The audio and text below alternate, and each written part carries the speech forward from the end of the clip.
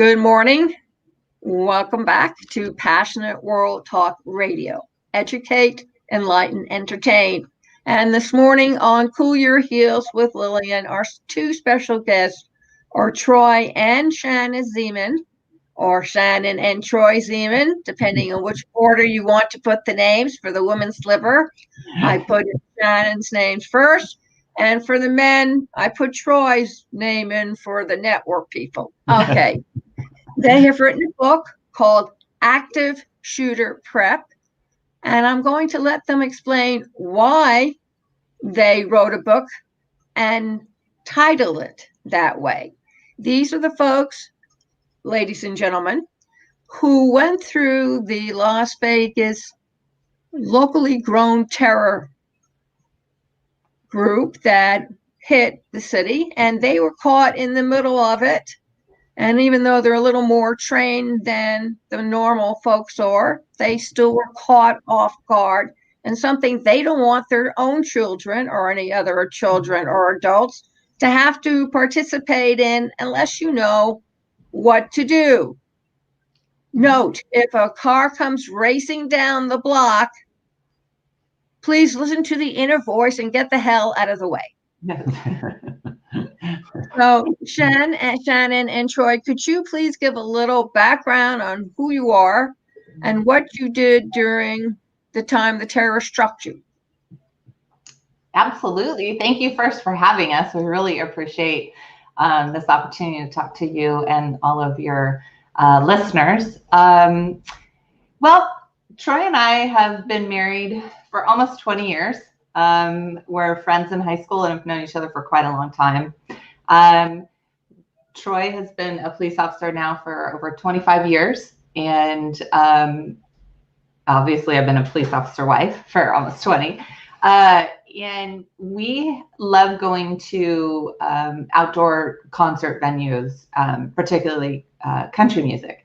In 2017, I had just finished chemotherapy from battling breast cancer and had gotten great news that I was recovering and surgeries were healing. And we all decided to go to a country music festival called Route 91 in Las Vegas. And it was a 3-day festival to celebrate and to have a great time.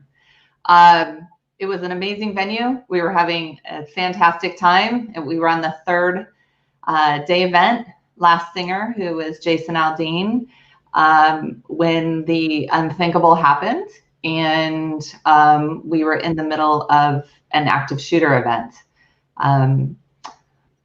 To be quite honest, so I have no tactical training experience or anything. I'm just a civilian, learned a little bit more because of my husband's background, but I did not realize that we were being shot at. I thought they were fireworks, like the old school fireworks that someone brings in on a string and it's poppity pop, pop, pop. And in my head, I was like, who is this idiot that brought in fireworks and is doing that? And so I never even realized until the third barrage that we were actually in an active shooter event. Troy was able to figure that out a little bit faster. You can tell him. He knows the sound of a bullet, right? I'm sorry? You know the sound of a bullet. Yeah, well, There's a distinct sound to them. Yes, they very much do have a distinct sound. In this case, it's actually a little bit different because the person was 1,000 feet away from the venue, up on a 32nd floor of a hotel and inside of a hotel. He was actually what we call in a sniper position. And because he's in that sniper position, the sounds of the bullets are much different than they are actually on a range when you're actually shooting the rounds. So because of that, it did hit me as odd, the sound, but it didn't immediately hit me as gunfire. As I turned around to assess that situation of the odd sounding, then a second barrage came down and I was able to see gunfire come into the venue and strike some people, which then obviously I reacted with my training and experience that I had in the law enforcement. So I've been training for active shooters since 1999. The Columbine shooting happened. I was working at the Los Angeles Police Department at the time, And the police departments and the national decision was that we as officers can't stand outside an active shooter event and wait for SWAT to come in. So they started a new tactic for officers that were on patrol, and that was our active shooter response. And that's when I started the training in '99 and just continued that training all the way up till today. So that helped out a lot in the Route 91 mass shooting. Do they require you to wear those body cameras at all times? So in case of an event like this, you can capture on tape what's going on around you? Not all departments have body cameras, but I believe Las Vegas Metro did have body cameras on. I believe so. But not all departments have those body cameras. It does definitely help in some circumstances of finding information and being able to train on that.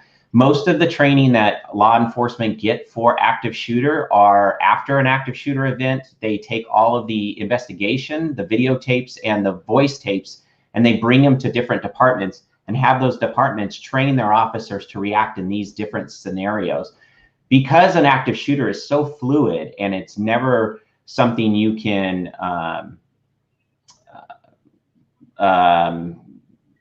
assess in a timely manner, it's very difficult to understand how it's going to go before it happens. So every situation is different. And because of that, we try to train on every situation that has happened in the past so that we can come accustomed to some of the basic tools that we would need in every one of those active shooter trainings. So that's what Shannon and I are bringing to everybody, is the basics that we know that could help you in every scenario, not just a specific scenario, but every scenario, and that every age person could learn from us and use that basic tactic that we're bringing so that they could use those basic tactics with some fundamental changes while the scenario is going on. So is it, I mean, I was brought up kind of country, suburb, city type thing in Long Island. They still had farms and they still used shotguns to shoot foxes and two fitted foxes on top of that.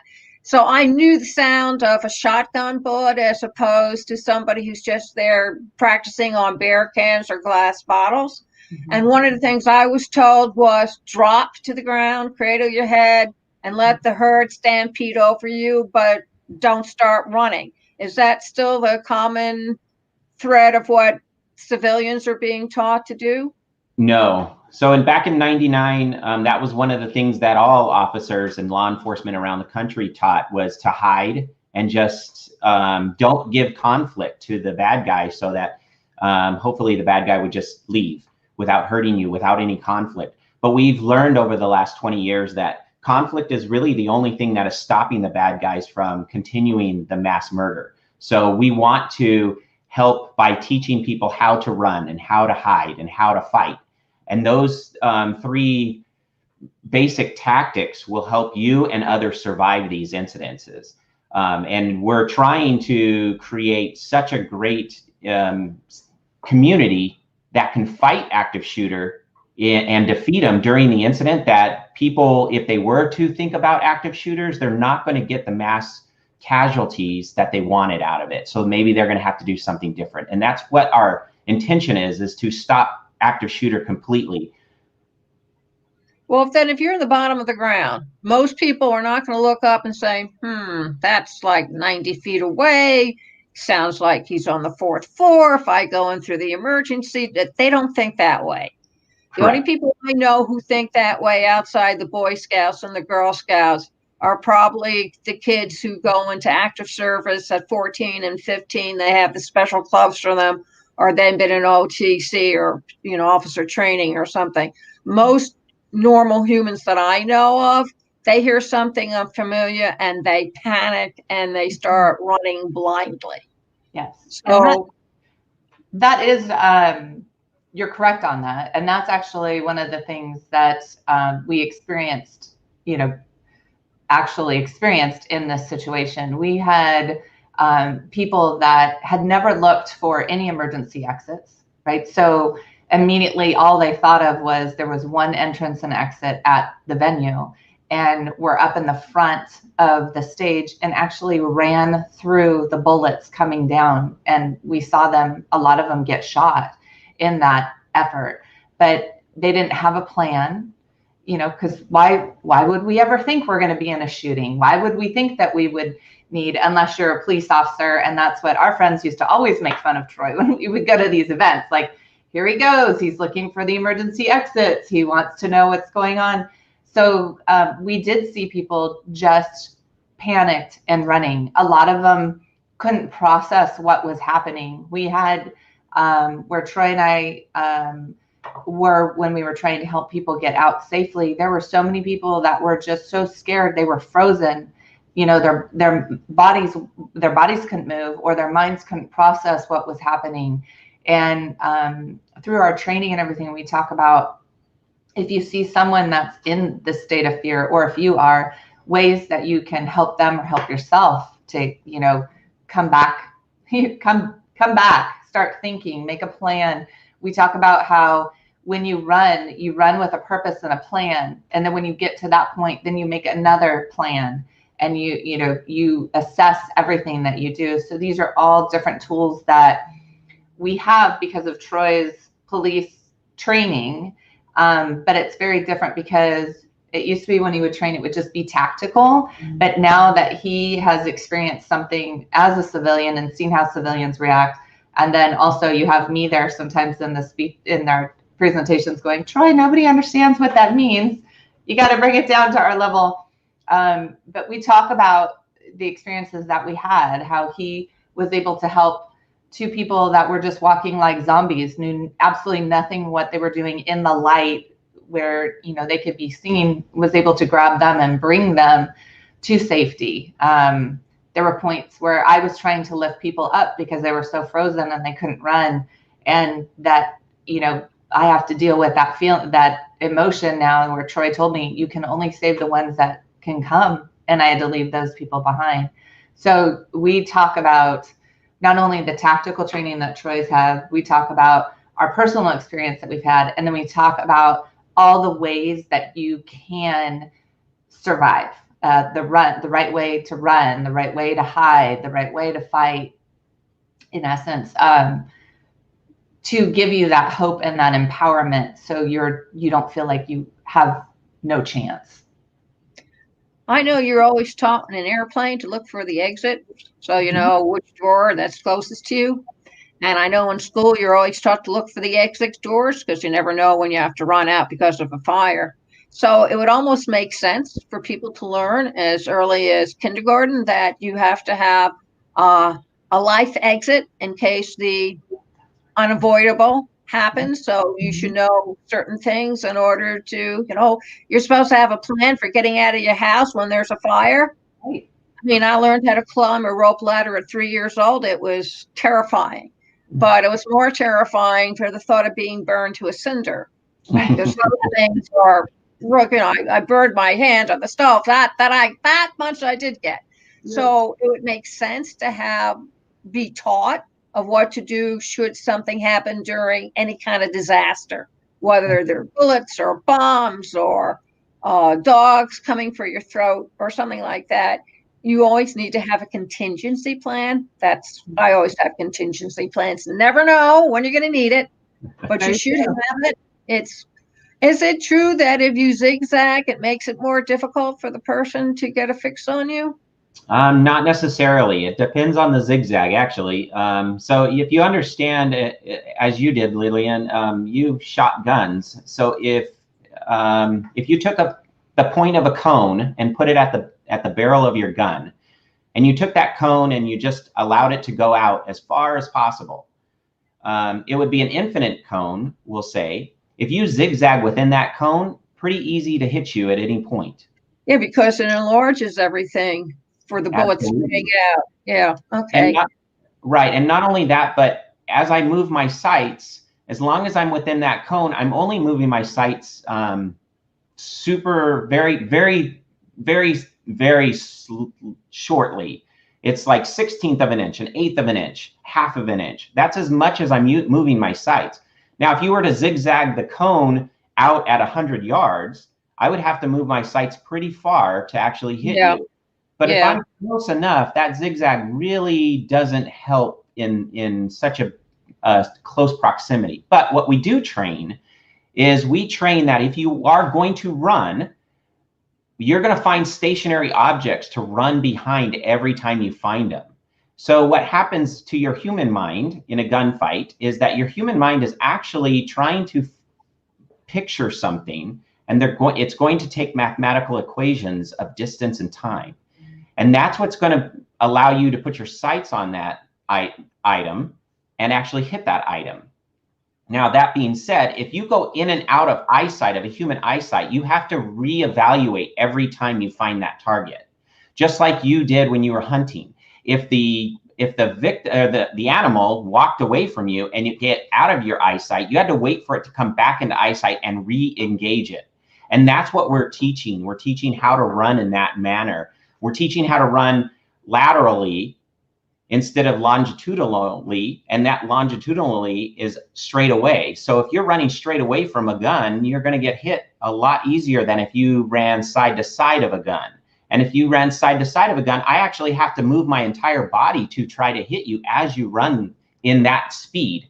And my mind may not be able to catch up to you with all of the stress that's being invited onto that person who decided to do this mass violence. So there's a lot of things, like Shannon said, there's a lot of physiological effects that not only affect the victim, but it affects the suspect. We as officers go through it constantly. Every time we get into a gun battle, every time we get into a situation where we feel like our lives are being threatened, there's a lot of stress on us. Our peripheral vision goes from 180 degrees to 30 to 40 degrees. And knowing that your peripheral vision shortens, that's what we call tunnel vision. Not only do victims go through that, but suspects go through that. So we try to explain these things to give advantages to victims who thinks they have the disadvantage. But in reality, there's a lot of advantages that victims have in these active shooters that they could utilize to defeat the shooter. And that's really what we're teaching all the time, is how to find these advantages in the environment you're in at that moment. So if you find a place to hide, it's probably better you turning yourself sideways to give them less of a target to shoot at rather than being full frontal.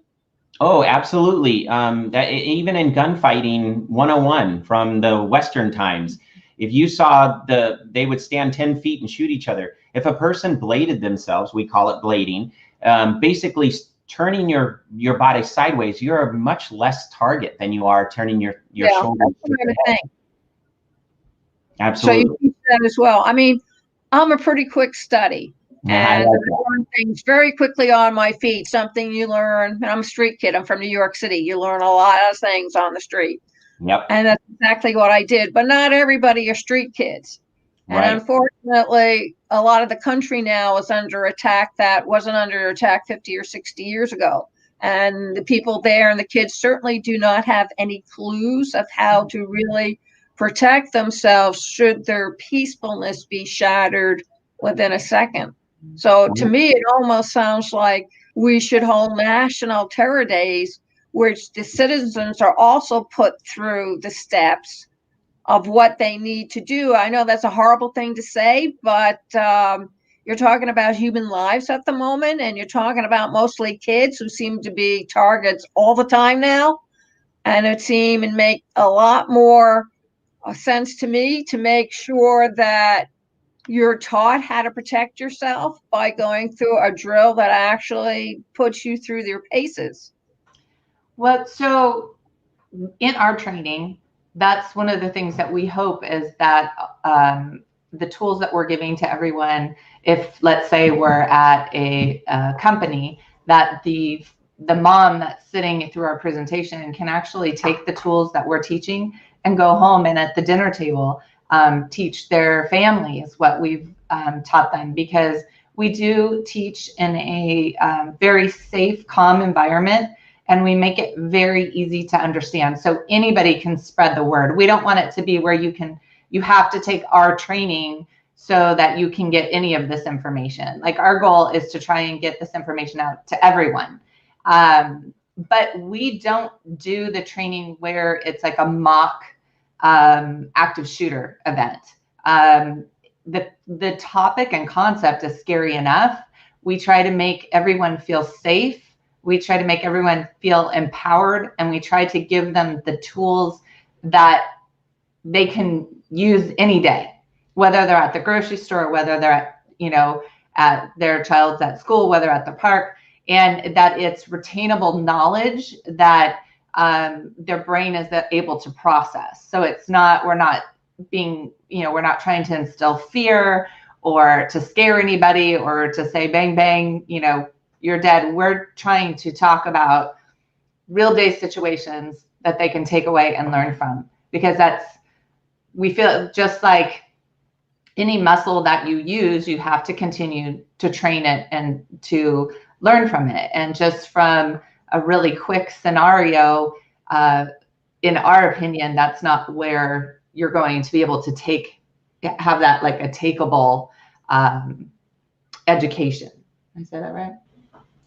Sure. I know that if you watch the news today and you speak to a lot of single women, and there are a lot more of them running around these days, widows, divorcees, just plain not married. And they tell you, they watch the news and they see somebody being abducted. They watch the news and they see somebody shooting up a grocery store because they had a grudge about somebody, or they got fired and they couldn't handle it. Mm-hmm. So it makes sense to me that you should have some kind of knowledge of how to protect yourself. I mean, people tell me, oh, I took karate and I got red belt. And I'm thinking, that's very nice and all. But from what the soldiers tell me, and I've been out with quite a few, they're trained. Mm-hmm. And they tell me that unless you're really trained, mm-hmm. that kind of knowledge isn't going to help you, because your body doesn't catch up with your mind.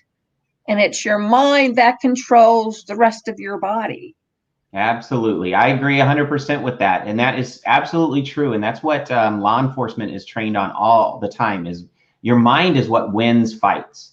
Your mind is what protects you, and your mind is what gives you your advantages. And that's one of the things that we do. And just like Shannon said, we want everybody to be trained. One of the reasons why we wrote the book this year is because our training got stifled by the COVID-19. And so we did a lot of Zoom training, but it wasn't in-person training. And we lost a lot of people to train this year because of that in-person training. So we wrote the book, and that book is giving you the empowerment and making you learn how to take the advantage back from a disadvantaged situation. Officers have to always react to a bad situation. We're not taught to go in proactive in a death situation. We're taught to react to it. So we're already behind the curve. Every officer in America is behind the curve when it becomes a death situation. And that's what we're teaching people, is how do you take back the advantage in a situation where you feel like you have no advantage at all? And that's what we're training you to do. And really, a lot of that is all about your mind, your physiological effects, how your mind actually works in stressful situations. We teach those things so that you can kind of understand it and teach other people. And then if they understand it, we all have more advantages in these bad situations than we think we had. And that empowers you. And it gives you that confidence that you could actually win. One of the stories in the book is about a person at a real estate office who thought that his office was so bad in this building that he was going to die if there was a violent occurrence in the office. And so after we went through our training with him, he said to us, I'm so happy you guys were here, because I feel like I can win this now. Even though I'm here and I'm in a bad situation, I feel like I can beat an active shooter who comes into the room. And that's what we're trying to do, is give you that confidence, give you options. And if you can remember these options, then when your brain goes into that stressful situation, your amygdala will search your hippocampus and it will send it straight to your frontal lobe, and you will already within milliseconds know what to do. And that's what we're trying to give you. If you don't have the tools, then your frontal lobe will never have anything to even search for. So that's kind of one of the things that we're also trying to give those people that we train.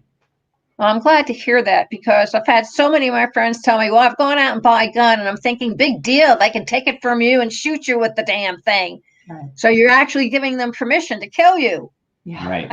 I don't understand people who do that. And yet I have friends who are armed to the teeth for the coming invasion. And I'm looking at them going, no, I'm sorry. You're more at risk now than when you first went out and put your arsenal together. Of course, you can't tell that's all the, well, whatever, groups out.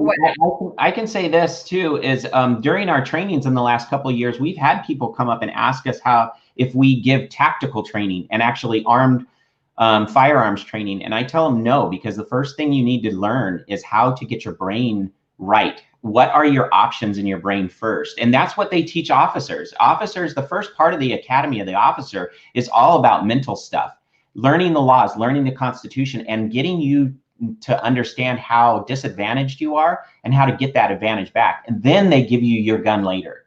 So the same type of training that we're trying to train people in the civilian world, we're trying to train the same type of young officer. We're not giving them that active shooter training where you run into a building and start shooting people, because even officers who are on duty, they've been there for years and years. You start throwing them through those active shooter trainings and they're so stressed, they don't remember anything. It takes them 12, 13, 14 times just to start becoming proficient at that. And that's a hard thing to do. How do we do that with civilians? They don't have the time or the resources to train that often in that kind of stuff. So we're giving you the stuff that we believe you can retain and utilize and actually empower you to defeat an active shooter. And to stay within the limits of the law. Yes. Which I find fascinating, because so many people cite self-defense. If I didn't do it, he would have killed me. And I'm thinking, really? Because I know it's very difficult to kill a person, despite what people think. You have to really have a certain type of mindset in order to go out and take somebody else's life. Well, you also it's difficult enough to discipline your kids. Yeah. Well, in the situation that we were in with Route 91, we had so many first responders, whether they were police or military or nurse or doctors or anything like that. And you think about it, nobody was allowed to have a weapon at that event. And nor if you were to ask us, our shooter wasn't even in the event, so it wouldn't have helped us in that fashion anyways. But so all these people had to have some way of getting help or getting out or protecting themselves just with their mind and their body. And so, not always, whether you have a weapon or not, you're not going to have that with you at all times. And so that's what we're trying to do, is teach something for everyone, whether you own, no, I'm trying to think of the spray. Pepper spray? Pepper spray. It's not bear spray. I have bear spray. Whether you have pepper spray, whether you have a firearm, whether you have, your keys, whether, you just have a shopping bag, you never know where it's going to happen. I had cowboy boots, a cowboy hat, and a drink in my hand. That's all I had, so you have to put it into your brain, as Troy is processing, and have that idea of, if I'm in this situation, what are my options? And those are doable anywhere you go. I could believe that. I wish I had your book, was it 40 years ago when I was raped? Yep. I didn't have any options. So I didn't know what to do. Right. I did know I wanted to keep him away from my son, and that was my number one option, and I did it. Right. And apparently I was the only one of his victims who lived, so I must have done something right in that respect. Absolutely. But everything else, you just panic. Yeah. Or in my case, you say, calm down, this is real, let's deal with it. But not everybody's like that. No. I agree. And just getting back to your firearms, the people that who just buy firearms and say, I'm going to protect myself with this. There's a lot of training that goes behind that. Even top trained military and police, we both get our guns taken away from us here and there. And there's been countless times where we've been killed by our own guns. And it's something that people who want to get firearms have to understand, that a firearm does not protect you against all enemies. You have to be able to utilize it. The malfunctions that are involved in it. There's all kinds of stuff that we are constantly trained on, because guns don't just protect you and and keep people away from you. Oh, please tell the National Rifle Association about that, because I really think they need to understand what they're doing, because I don't think they really understand the nature of the beast in that respect. So, Troy, Shannon, please tell everybody where they can buy your book, where they can get in touch with you, and all that other important information. We would love to do that. Thank you. So this is what our book looks like. It's called Active Shooter: How to Survive the Most Important 4 Minutes of Your Life. You can get it on Amazon, and you can also get it off of our website. And if you purchase it on our website, you get an autographed book. So see, we're really special. Our website is activeshooterprep.org. On our website, you can email us, which Lillian so nicely put at the bottom of the screen. It also gives you our direct phone line, so you can call us. We are available anytime to answer questions anyway that anybody has, whether you're going to have our training or not. We just want to help people and inform. In our book, it's a 2-part. The first part explains our story of Route 91. So we bring you in as if you're actually there with us, explaining to you what our thought process was, what was going on at the time with us, and also with the shooter, and the tactics that we used and the emotions that we used to get us out of there. And the second half is a description of our training. So it's not, unfortunately, going to give you everything as if we come to your facility, because we couldn't make the book that long, but it's going to give you some great advice, tangible things that you can do, and hope if you are in an active shooter or stressful situation. Great. Ladies and gentlemen, and adults of all ages, you can see this interview all over again on youtube.com/PWR Network _PW Talk Radio and youtube.com/PWR Talk. You can also hit her on facebook.com/Lillian Cole 35, which is then the station, Passionate World Talk Radio. You can also find it at https://passionateworldtalkradio.com. And of course, we have the option of providing the video plus the audio. The audio will be heard on Spreaker, Amazon Alexa, iHeart, iTunes, Google, Amazon Music, you name it, we're there. And before we go away and stray, Emily Dickinson had this to say in 1870, "Truth is such a rare thing. It is delightful to tell it." Thank you all very much for listening. And remember, please keep listening. Thank you. Thank you. Thank you.